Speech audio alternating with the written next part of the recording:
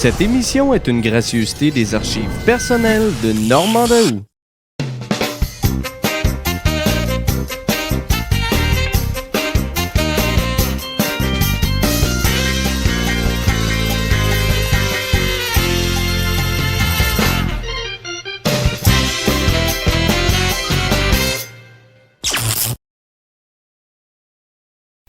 La série la plus attendue au Québec. René Lévesque, dès le 1er mars. Pour les Jeux de la planète, le monde passe à CFTM. Bon, faudrait trouver une fleur à boutiner. On va aller voir dans le studio d'Adlib. Un studio d'Adlib? J'en ai spoté une. Oh, je crois que je la reconnais. C'est une koalioune à pétales roses. Arrête donc, viens-t'en. Allons la butiner. OK. On la butine? On butine. Wow! Tu pognes un petit buzz? Oui, Buzz! Un autre shot? Wouhou! Pour moi, il reste plus rien entre les deux oreilles. Ça changera pas grand-chose au show.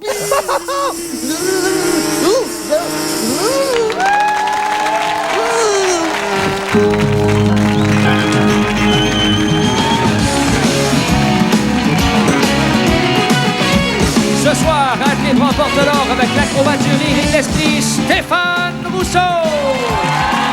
La Juliette Enfer de tous les Roméo, Emmanuel Béard.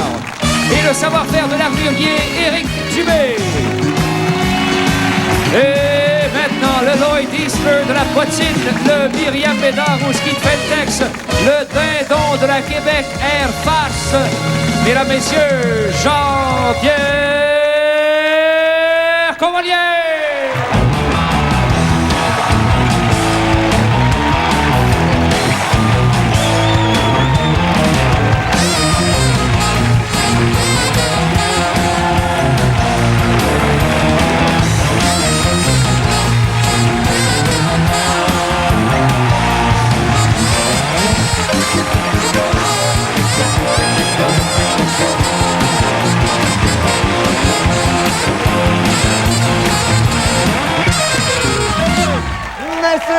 Merci. Je sais que la ressemblance est frappante, mais je ne suis pas Madame Jigger. Bonsoir, mesdames. Bonsoir, mesdemoiselles. Bonsoir. Soyez les bienvenus à notre Adlib Superstar ce soir parce que c'est Superstar mur à mur. Je pense que vous allez vraiment être contents. Une superstar du cinéma français est avec nous. Une superstar de l'humour au Québec est avec nous. Et puis un public superstar avec nous, mesdames, messieurs. Je ne sais pas si c'est les membres du fan club, mais ce sont tous des fans de Stéphane Rousseau. Soyez les bienvenus à Adlib. Merci d'être là. Merci.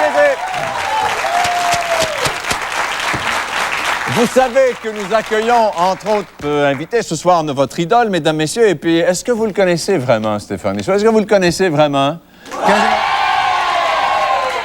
Je voudrais vous poser quelques questions. Est-ce que vous le trouvez bon, Stéphane Rousseau? Oui! Vous aimez Stéphane Rousseau? Oui! Alors, on fait un petit test de rien, voir si vous le connaissez vraiment. On a fait une petite enquête, et puis on va vous poser des questions. Stéphane Rousseau est le plus grand symbole de... Ben non, Stéphane Rousseau, c'est un symbole de talent, voyons. En garçon responsable qu'il a toujours été, Stéphane Rousseau ne sort jamais de chez lui sans ses... Il sort jamais de chez lui sans ses clés, voyons donc! Finalement, la plus grande admiratrice de Stéphane Rousseau est nulle autre que... Madame Taylor! Mais non! C'est sa comptable, voyons, sa comptable!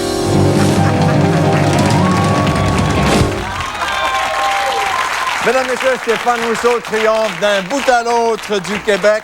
Il sera au Saint-Denis. Il revient à Montréal du 8 au 20 mars. Allez le voir, c'est un sacré bon show à voir avec plein de trucs nouveaux. Il est avec nous ce soir. Merci Stéphane d'avoir accepté notre invitation. Mesdames, Messieurs, Stéphane Rousseau!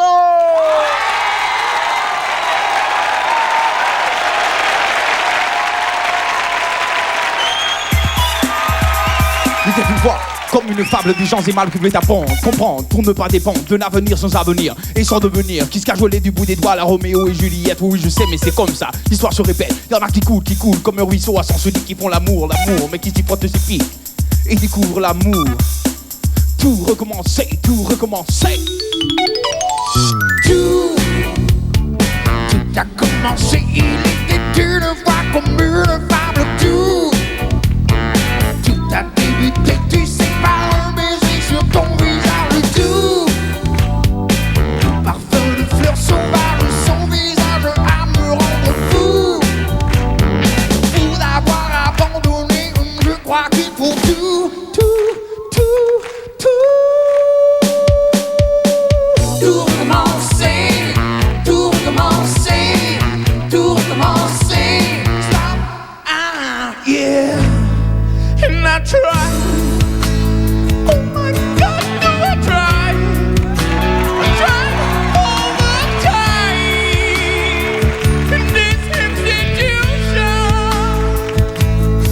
And so I wake in the morning and I step outside and I take a deep breath and I get real high and I scream from top of my lungs, what's going on? And I say,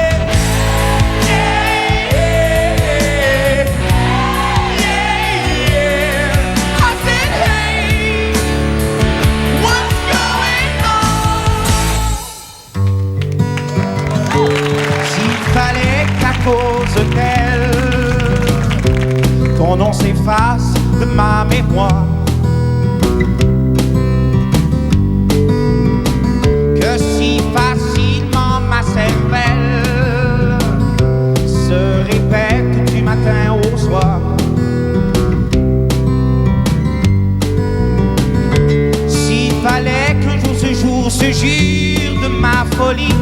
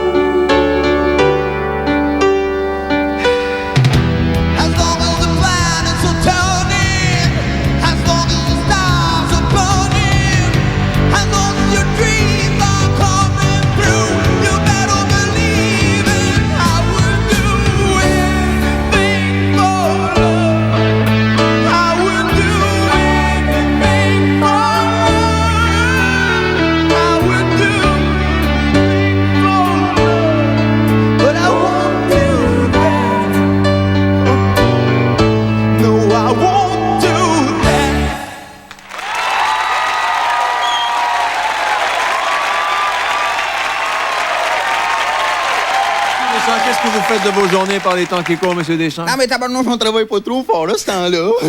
Fait qu'on va voir des spectacles, hein? Excuse-moi, je parle fort. Non, on va voir des spectacles. J'ai été voir Pierre Labelle qui est en spectacle au Salon des sciences occultes, tabarnouche. Hey, c'est un beau salon, ça, tabarnouche. Hein? Hey, là-bas, il y avait un kiosque de Hells Angels. Ils m'ont sniffé les lignes de la main, tabarnouche.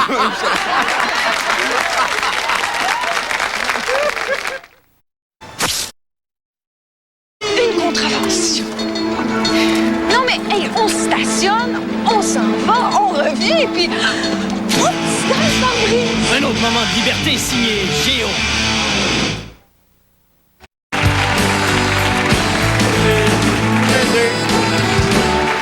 Que vois-je sur mon petit papier, mesdames et messieurs, avec nous demain, Alain Choquette va être là, jeudi, Michel Rivard, les Gérolas, Jean Lapointe, Jérôme Lemay, ça c'est jeudi. C'est une sacrée belle semaine. Toujours est-il que le printemps est arrivé, les oiseaux gazouillent dans les arbres, les amoureux et Stéphane Rousseau de nouveau! Merci beaucoup. Ça va bien? Ah! C'était à Saint-Valentin la semaine passée, hein? J'espère que vous n'avez pas oublié vos amoureux et vos amoureuses. Non. Y a-tu des gens de mariés ici ce soir? Il y en a quelques-uns. Levez la main. Vous êtes gênés, hein? C'est gênant un petit peu le mariage, c'est vrai. Non, c'est pas gênant, je fais des farces. Il y en a d'autres qui sont à côté seulement? Juste à côté? Bon. C'est facile, hein? C'est le fun, l'amour. Mais en fait, le premier 6 mois, c'est bien facile. Après ça, on dirait des fois que ça se gâche un peu, hein? Mais le premier 6 mois, ça y va au toast. Tous les appartements y passent. C'est le fun, le premier 6 mois. C'est magique, on dirait. Je sais pas qu'est-ce qui se passe après. C'est peut-être une fois que tu as vu l'autre, ça bol, ça se gâche. Je sais pas. Je sais pas.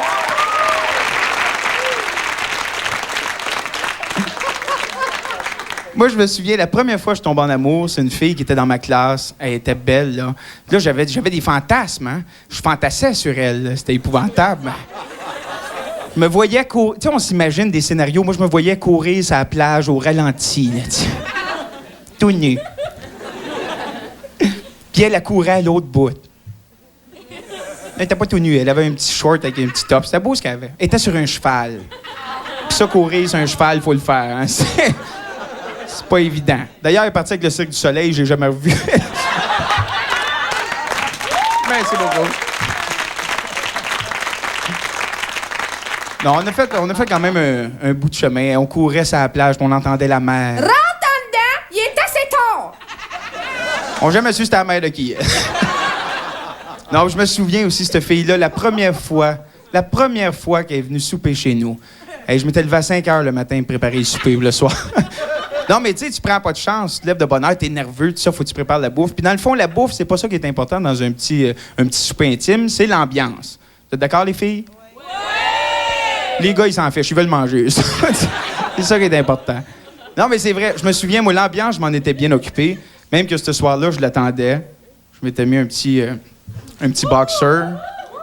Un petit boxer en simili-poulet. Merci beaucoup. J'avais préparé un bain avec des pétales de rose et des nénuphars. Ça, elle avait une belle sauce. Les grenouilles, ils n'avaient pas trippé, par exemple.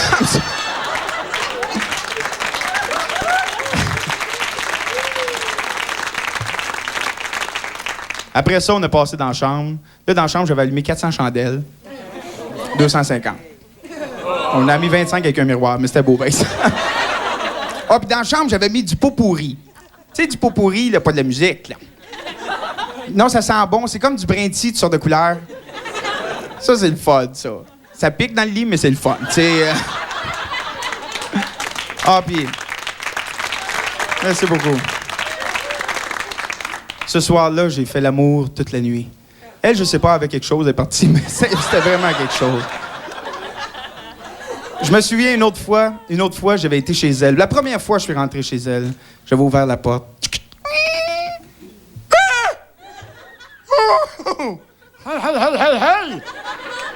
La belle-mère. Là, tu jases un peu avec. Tu fais semblant que tu l'aimes. Et c'est une farce. C'est une farce. Là, elle dit, tu peux aller rejoindre ma fille, elle est dans la cave. Là, tu descends.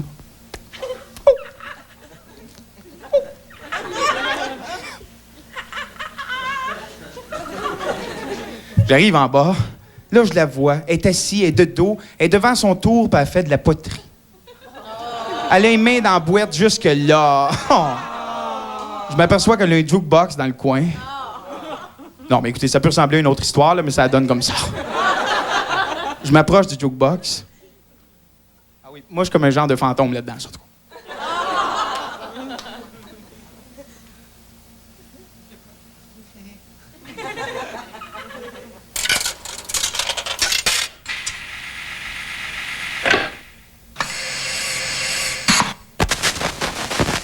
De la manie à la BG.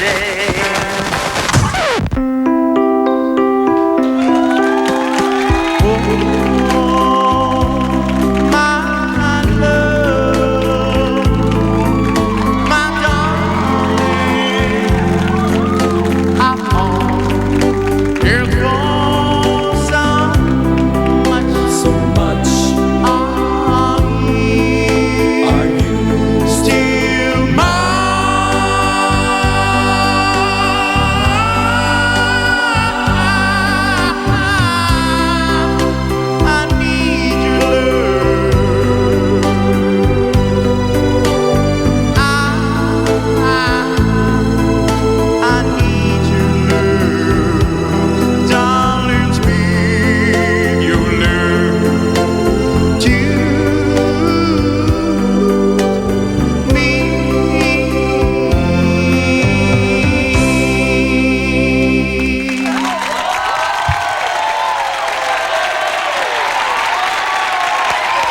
Philippe Rousseau. Stéphane Rousseau! Oh! Merci beaucoup. Au cas où. Ah! C'est pas vous le verre d'eau, monsieur Merci. Rousseau, tout hasard. J'en ai besoin. Merci beaucoup. Merci, tout le monde est venu. Ah ben oui, c'est gratuit, c'est gratuit. Pendant qu'il prend son souffle, mesdames, messieurs, il est à la grandeur du Québec. Vous l'avez vu, il fait encore une tournée. Il sera au Saint-Denis à Montréal du 8 au 20 mars. Puis moi, je vous dis bravo pour tout ce succès, monsieur Stéphane. Merci beaucoup, bravo. Jean-Pierre, c'est gentil. T'attendais-tu à autant? Quand t'as démarré ce truc-là, bon, t'as laissé la radio, t'as dit, moi, je vais faire des shows. Est-ce que tu t'attendais à autant de succès? Ben, j'ai toujours voulu faire ça, le plus loin que je me rappelle. Puis j'espérais que ça allait le plus loin que je pouvais aller, mais je pensais pas aussi vite, en tout cas. Puis je pensais pas... tu montes quelque chose dans ton bureau, chez toi, tu écris des textes, puis à un moment donné, ça commence à prendre forme, puis là, il y a des gens qui se rajoutent à ça, il y a des moyens qui se... Puis on a monté le premier spectacle. Le spectacle continue à évoluer tout le temps, puis les gens l'apprécient, puis on est rendu tout près de 200 000 billets de vendus. Je suis vraiment très content, très heureux. Bravo! Est-ce que as-tu commencé à faire des imitations? Tu as commencé par des imitations ou tu as commencé à écrire des numéros? C'est des imitations d'abord. Quand j'avais commencé, au tout début, je faisais n'importe quoi. La première, parce que je faisais beaucoup de cabaret à l'époque. Puis le soir, souvent, j'avais même pas écrit mon texte pour le soir, puis j'en faisais 5-6 par semaine. Puis là, je disais, bon, qu'est-ce que je ferais bien ce soir? Ce soir, je vais jouer de la guitare. Tu variais d'un soir à l'autre. Ouais. Puis j'inventais au fur et à mesure. Des fois, c'était pas bon. Et puis, à force d'improviser comme ça, bon, on vient qu'on commence à comprendre plus ce qu'on aime. Puis, maintenant, tu as une équipe, une sacrée bonne équipe, une grosse machine.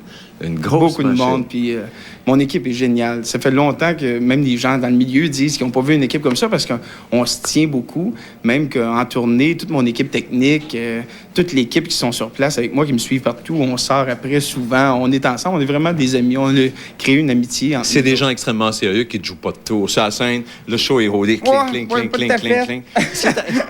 Est-ce qu'il est arrivé des petites choses? Oui, mettons. Il est arrivé quelque chose, là. Moi, pendant mon numéro, à un moment donné, je faisais un voisin. C'était au Théâtre Saint-Denis que ça se passait. Je faisais le voisin. C'est un gars de barbecue, puis tout ça. Puis, à un moment donné, il parle à sa femme, qui est supposément en coulisses, son épouse, mais qui est pas là pour de vrai. Normalement, on fait ça, c'est de la fiction. Là, je suis là, je dis, viens me donner un tibi, viens me donner un tibi, viens me donner un tibi. Puis là, normalement, il y a personne qui arrive, mais là, Ginette Renaud retombe ça. Là, j'ai tombé sur le dos, j'en revenais pas. Ça, c'était l'équipe qui a fait ça. Ils en ont fait plusieurs. À un autre moment donné, je me souviens, dans le spectacle, je disais qu'il faisait très, très beau. Je disais, c'est le fun, une belle journée comme ça. Puis il s'est manégé. Ça arrêtait pas de tomber. Évidemment que c'était pas dans le spectacle. Ils en font quelques-unes comme ça. À quel moment que ta Madame Jigger est arrivée? À quel moment est arrivée dans ta vie, Madame Jigger? Moi, je faisais de la radio à Magog. Pendant un bon bout de temps, je fais ça. Puis il y avait une dame qui appelait toujours à la station de radio. Puis je me suis mis à l'imiter. Puis là, après ça, je suis parti à Québec. Je me suis emmené à Montréal. Puis ce personnage-là me suivit. Puis ensuite, il fallait que je trouve un corps. Et cette femme-là, il fallait que je la présente aux gens.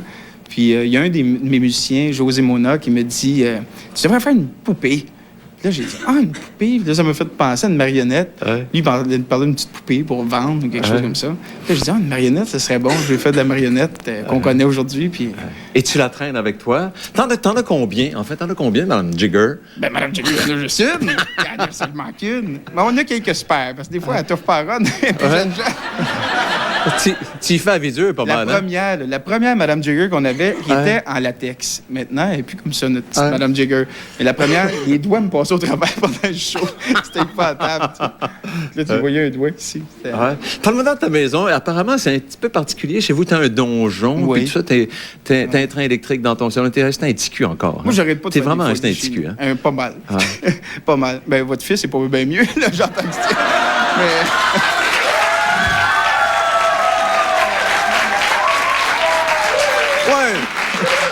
Mais mon fils, il a 13 ans, lui, ça se comprend. Mais toi, t'en as quelque chose comme 20 ans. Il a barbe forte, 13 ans. Non, mais c'est vrai que je suis C'est vrai que t'as un donjon dans ta maison. As-tu un donjon? Ben, en fait, ma cave, ma descente pour aller dans la cave chez moi, j'ai fait faire comme un genre de donjon qui est de pierre, puis il y a des passages secrets. Moi, j'ai toujours rêvé à ça. Quand j'étais jeune, je me disais, faut que j'aille un passage secret à un moment donné. Puis cette année, j'ai eu la chance de pouvoir le faire. Puis je me suis fait faire un passage secret qui mène à la salle à lavage. C'est rien de fantastique. Mais... As-tu des dragons? Non? Ben, j'ai pas mal de figurines chez nous, en tout cas médiévales, puis tout ça. On va te laisser prendre ton souffle. Il revient, mesdames et messieurs, un tout petit peu plus tard. Pour l'instant, c'est une publicité. La publicité, mon amène en 2 minutes. Ne quittez pas. Merci, Stéphane.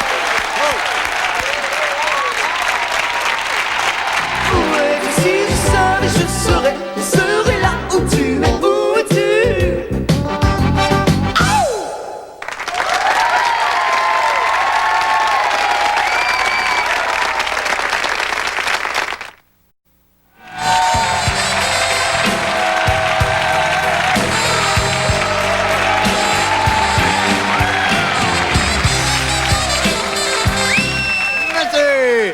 À venir, mesdames et messieurs, Robin des Bois, un cheval, Éric Dubé, etc., etc. Mais voici pour l'instant un beau cadeau, un sacré beau cadeau du printemps. Emmanuelle Béard est au Québec pour le lancement du film L'Enfer. C'est un film de Claude Chabrol. Elle a gentiment accepté notre invitation, mesdames et messieurs. Madame Emmanuelle Béard, commencez!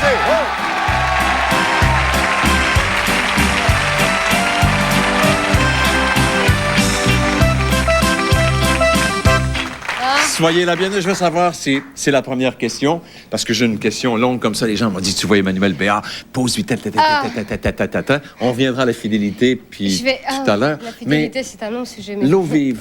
C'est pour vous, ça, l'eau vive? Non, je suis désolée. Pas non, c'était avant moi. Il l'a écrit pour un film.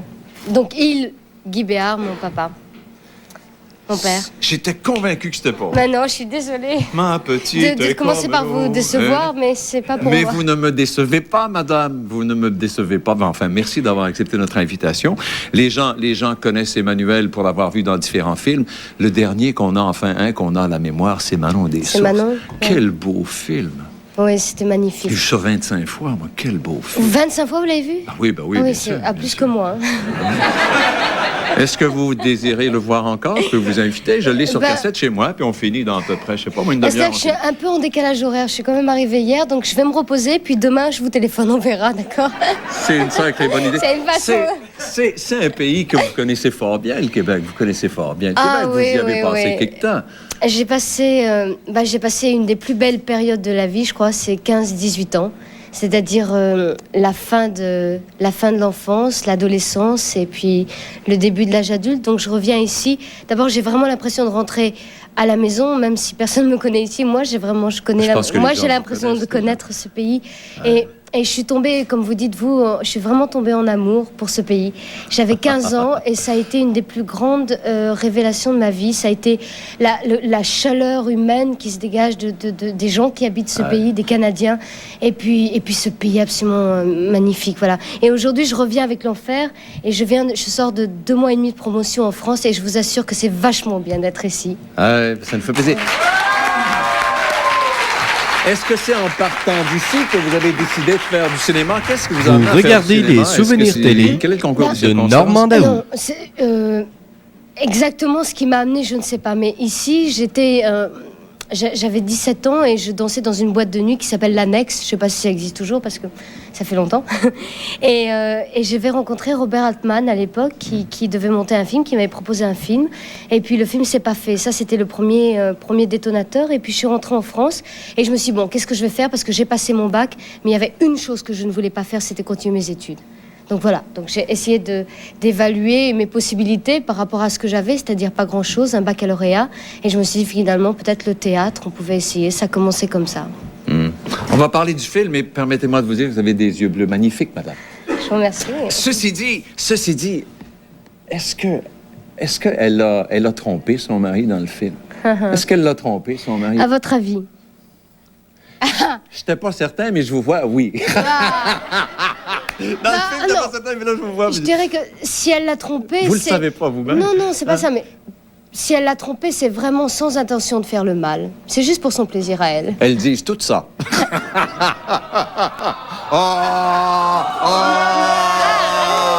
Heureusement, nous avons un public public de femmes en majorité qui donc va défendre. Non, je crois que c'est un vrai film sur la jalousie et que malheureusement ça n'a aucune logique avec la réalité. C'est-à-dire que effectivement ça démarre comme une grande histoire d'amour de deux personnes, de deux jeunes gens qui ont envie de s'aimer pour la vie, qui s'embarquent sur un beau bateau, il y a du soleil, c'est une grande croisière d'amour. Et puis leur histoire d'amour va être happée par une autre histoire qui est l'histoire de Paul. Et Paul, c'est une histoire qui vient de très loin, qui vient certainement de l'enfance, des blessures qui trimballent comme ça avec lui et qui va foutre en l'air complètement cette histoire d'amour, détruire. C'est l'enfer. C'est l'enfer. C'est Nous l'enfer. avons, Je mesdames, ne conseille messieurs... pas ce film. Je ne conseille vraiment pas ce film. Ah ben moi, je vous le conseille. Écoutez, nous avons quelques images du film, enfin, le mariage, et encore quelques images de ce film que vous allez voir tout de suite. Je me bats, mais regarde-moi donc, imbécile. Regarde-moi. Tu vas me regarder? Tu vois pas que je t'aime, que je suis ta femme? T'as vu mes yeux? Ils sont beaux. C'est pour toi que j'ai pleuré, c'est pour toi. Ils sont tous parfaits.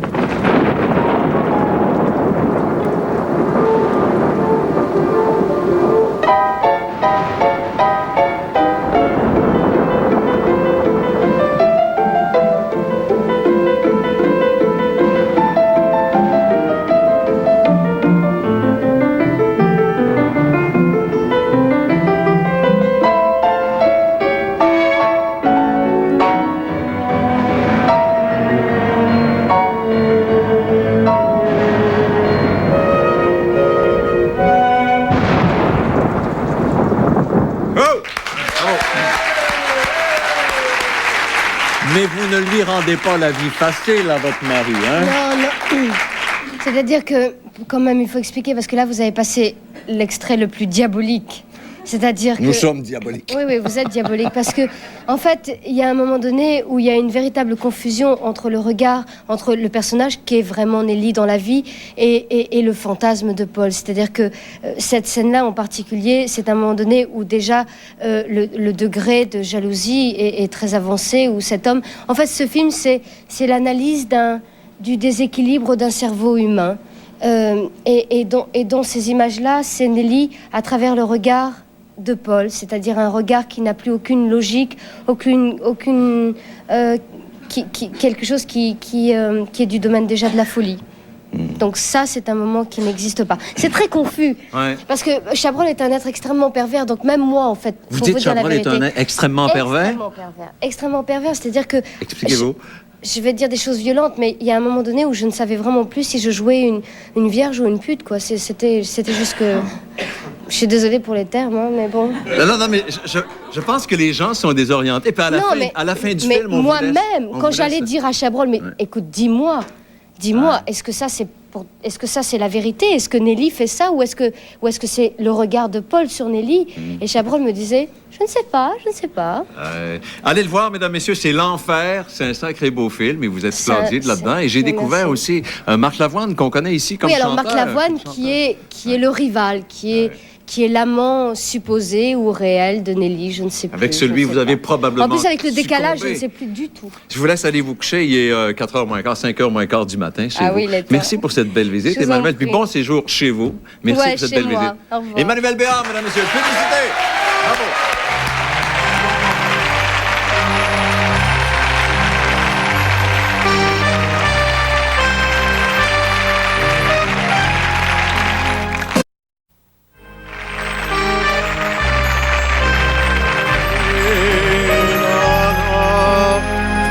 Merci. Mesdames, messieurs, nous sommes de retour au Moyen-Âge et certains soirs, j'ai l'impression que nous n'en sommes jamais sortis. Avec de la belle visite avec Mme Jigger, Mesdames, messieurs, Stéphane Rousseau! Stéphane Rousseau! Oh, oui! Je suis nerveuse. Je suis contente de chanter avec vous, M. Brian Dalton. Oh, oui! Ça fait plaisir, ça fait plaisir. Look into my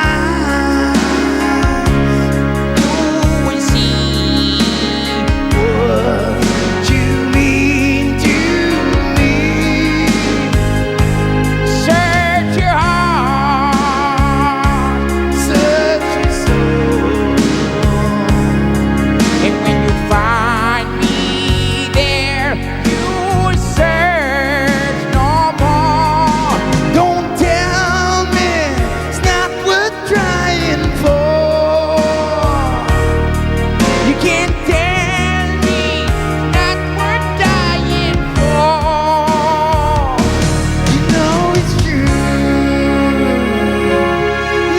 anything I do it for you. Oh mon Dieu, I love you Montréal, thank you. Certain, débarquez-moi d'ici.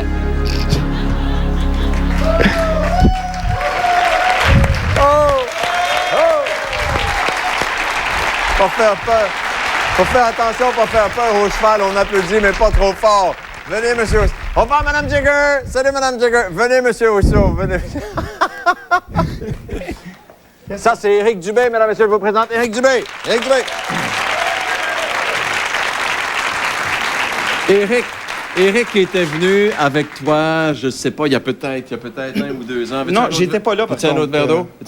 Oui, hein, parce que là, je veux dire... Pourquoi pas? Sinon, l'armure va rouiller, hein. C'est quelque chose, hein? D'où ça vient cette folie-là là, des armures? Bon, on a la même passion, en fait, mais sauf qu'Éric est capable de les fabriquer, lui. Ouais, je suis un petit peu plus têtu, je pense. Mais on va commencer par ça, M. Dubé. Qu'est-ce que c'est, ce truc-là? C'est une armure, mais c'est vous qui fabriquez ça. Ouais, ça, c'en est une que j'ai fabriquée. D'ailleurs, celle-là, c'est ça, je me sers dans mes combats.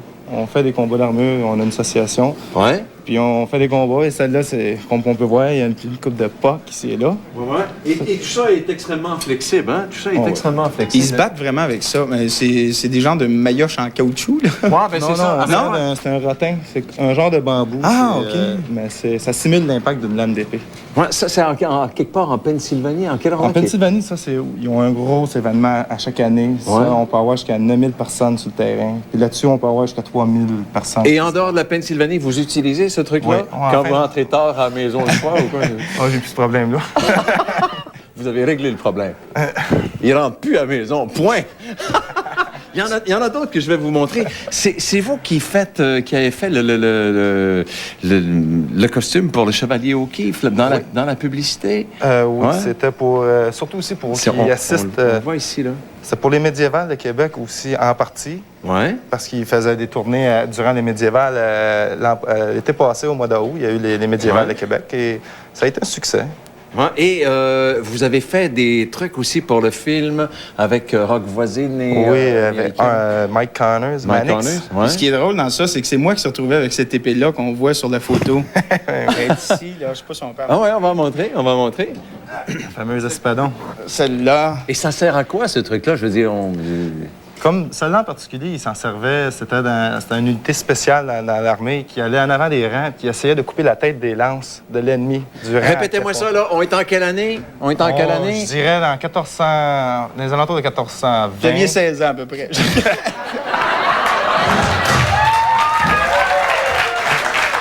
Je vais être plus jeune que ça parce que je m'en souviens pas tellement. Alors, on est au 15e siècle et on utilise ça. Ça, c'est les... C'était les espadons. Ils allaient en avant des rangs. C'était une des unités les plus redoutées parce que, justement, eux, ils allaient en avant puis ils coupaient la tête des lances pour permettre l'armée ennemie à franchir les rangs ennemis. Vous avez étudié le Moyen-Âge puis les batailles du Moyen-Âge. Oui, puis il y en a d'autres épées qui sont là. Est-ce qu'on peut les montrer, Stéphane? Je sais que toi aussi, tu fais une collection, Stéphane. Celui-là, c'est les miennes, ça. Ah, c'est à toi, ça? Oui, c'est à Stéphane, ça. Et t'as installé ça dans ton donjon? Ça, tu fais quoi avec ça? Oui, effectivement, ceux-là sont installés là. Puis de temps en temps, j'en prends une dans mes mains pour m'amuser. Celle-là, c'est Richard Cœur de Lion, celle-là. On voit des petits lions en haut, là. Ouais, c'est beau. Non, je vais voir. Puis montre les autres aussi. Montre ça. Celle-ci, ça, c'est l'Excalibur. Et ça sert à quoi? À ouvrir une bouteille de champagne, quoi? Des grosses brochettes. Nettoyer les ongles. Ça sert à quoi? Nettoyer les ongles. Nettoyer les ongles. Non, mais ça a des utilisations bien particulières. Ah, ils ont pas mal toutes la même fonction. Ouais. Et qu'est-ce qui est écrit dessus? Celle-ci? Ouais. Celle-ci, je sais pas, c'est en espagnol, ça. Donde está los baños? Où est-ce qu'ils sont les toilettes? Regardez une belle photo. Ça, c'est quand vous faites des tournois. Hey, ça, c'est vraiment une photo de cinéma. Ça, c'est quand je fais ma prière avant d'y aller. Ouais. Et combien coûte une armure? Bon, ça peut varier. Ça peut être de 1 000 à 10 000 Il n'y a pas de limite. Ça dépend du travail. Il peut y avoir des gravures là, à pu finir. Il y en a ils ont de l'art dessus. Ah oui, c'est... Et vos clients, ils viennent d'où? Les clients, est-ce que c'est des gens qui... Les particuliers, surtout. Ouais. Des particuliers J'ai une dernière question. Est-ce que vous faites des ceintures de chasteté? Pas encore. Pas encore? Ça sent bien. Publicité, mesdames, messieurs. Merci, Éric. Merci, Stéphane. On va revenir tous bon monde après la pub, mesdames, messieurs, dans 2 minutes.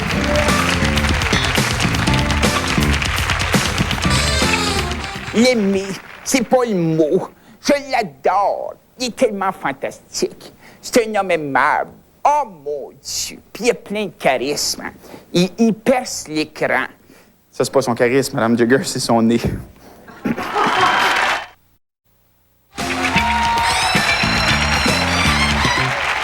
Les circonstances ne sont pas toujours drôles, mesdames, messieurs. Elle vient de perdre un être cher. Madame Jigger et Stéphane Rousseau! Oh!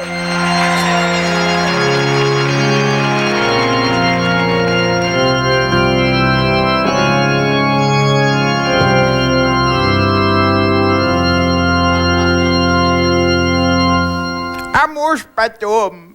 À vos souhaits, Madame Jigger. Non, c'est du latin. Oh, excusez. Il est parti. Il était tellement bel homme. On n'aurait pas dit ça de son vivant. Non, certain. Il se ressemble pas. Faut dire qu'il s'est jamais ressemblé, cet homme-là. Non, ça, c'est vrai. Ils l'ont bien employé, par exemple. Hein? Embaumé, Madame Jigger. Ça, je le dis. Ils l'ont bien embaumé. Apparemment que ça a bien été. Il était déjà vide, cet homme-là. Oh, moi! Madame Jigger. Je sais pas comment il est mort. Il y avait un kiss dans la gorge. Il aurait pu se le faire. Il aurait pu se le faire enlever. Non, un kiss, un clan d'ac. Il avait oublié d'enlever le papier. C'était tout fait avec. C'est triste. Valeur, c'est un homme qui était tellement généreux. Généreux, vous dites? Il a fait son don d'organe. Il a signé en arrière de sa carte de bingo, là. Il a tout donné aux œuvres du cardinal Léger. Ils se mettront pas riches avec ça, mon récord. C'est de valeur. Il était dans la misère toute sa vie, cet homme-là. Bah, pas si de misère que ça. Il n'y a pas d'argent. Il n'y a pas de linge. Il n'y a pas de goût non plus, mais ça, en tout cas. Ah, mais ça, je vous l'accorde. On l'aimait bien gros. Mais là, il est mort. C'est Mme Benezra qui va être contente. Madame Jigger. Il a bougé! Il a bougé! Non, c'est votre main, Madame Jigger. Oh mon Dieu, fais-moi plus jamais ça, toi. Le retour de Jean-Pierre. Madame Benezra qui aurait été fauchée. Madame Jigger. Je sais pas si M. Saint-Ange va venir. Ah, le chef d'orchestre? Ouais, il est tellement bel homme, lui. Il ressemble à Francis Martin. Mais avec du poil. Je sais pas s'il va aller en enfer ou au paradis, hein. Il ira pas en enfer. Julie Snyder, elle a juste des bons invités, elle. Oh, moi! Madame Jigger! Va sûrement aller au ciel. Ben oui, c'était lui. CLMF, c'était lui. Oh, moi! La radio. Elle est bonne, Madame Jigger. Où vous l'aviez rencontré la première fois? À Los Angeles. Il s'était refait faire le nez, c'est pas son vrai nez, ça. J'aurais pas voulu voir ça, lui, avant. Qu'est-ce que vous faisiez Qu'est-ce que vous faisiez là-bas, vous? Ben moi, j'étais bien là-bas. Hein. Je me sentais pas tout seul, les seins en styrofoam. Oh, moi! Après le tremblement de terre, apparemment qu'il y en a une gang qui sont retrouvés avec des prothèses mammouth dans le bas du ventre. Oh, moi! Madame Jigger, vous avez pas de bon sang. Je suppose qu'ils vont l'enterrer, hein? Apparemment qu'ils vont l'enterrer dans la cour chez eux. C'est le fun pour sa femme, ça il fera pas loin pour aller chercher des cocombes. Oh, moi! Madame Jigger! Il va pousser un arbre à cocombes! Ben oui, elle est bonne, Madame Jigger. Merci beaucoup. Il est mort. C'est fini. Il nous reste trop. Petit. Il y a Télémétropole, ils ont fait une belle pierre tombale, là. C'est écrit TVA dessus. T'as vu la partie? Ben, TVA, ça marche pas, Madame Jigger. Essaye de faire quelque chose de comique, toi, avec TVA. Oh, moi! Madame Jigger. En tout cas, il l'aimait bien gros. It's a go. Vous êtes partis? J'espère que vous allez avoir du beau temps. Bonjour, là. Quand vous allez monter en haut, j'aimerais ça que vous alliez voir M. René Lévesque.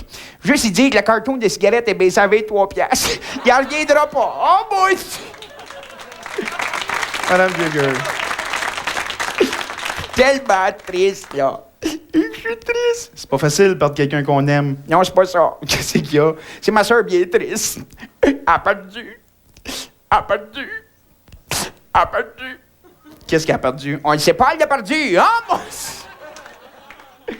Madame Jigger, faut y aller, là. Je sais bien, je suis tellement triste. Oui, c'est pas évident. Faut y aller pareil. Ben, monsieur Coigny, quand vous allez monter en haut, là, allez voir Elvis aussi. Il est pas dur à trouver. C'est lui qui a un nuage en forme de guitare. Vous direz que vous l'aimez bien gros, puis qu'on l'aime nous autres aussi. Vous avez une chance d'aller voir la maman à Stéphane, parce que c'est là qu'elle reste, celle-là. Hein? Faites juste lui dire que ça va bien pour lui, qu'il est bien heureux, il a tout ce qu'il veut. La seule chose qui manque, c'est sa maman. OK? Faites ça pour lui. Merci beaucoup. Ben, merci, Mme Jigger. Bonjour, là.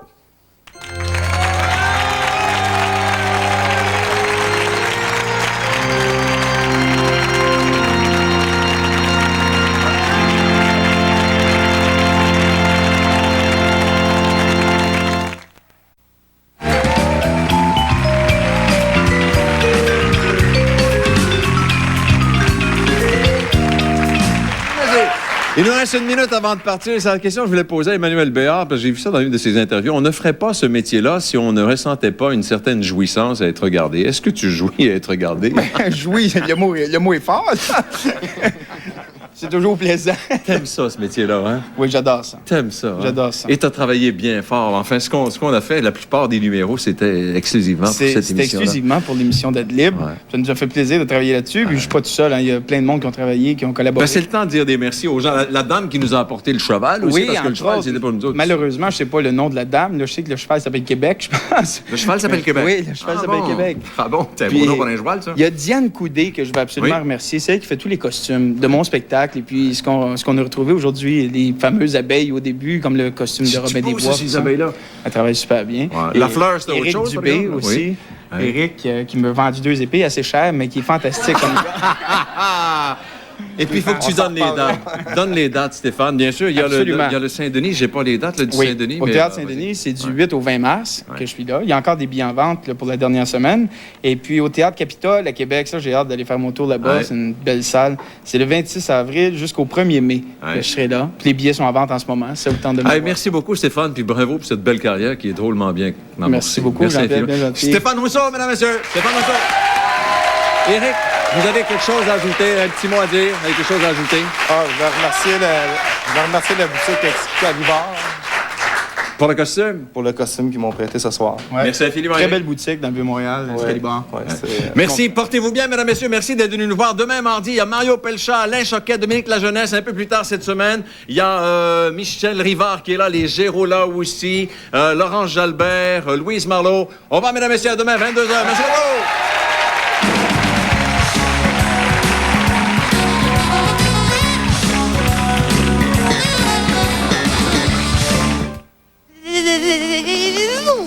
Moi, quand je vois Adlib, j'ai toujours le goût d'aller piquer Coallier.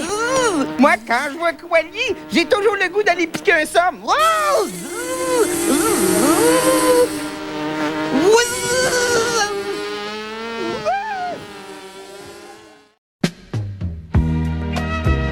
Cette émission est une gracieuseté des archives personnelles de Normand Daou.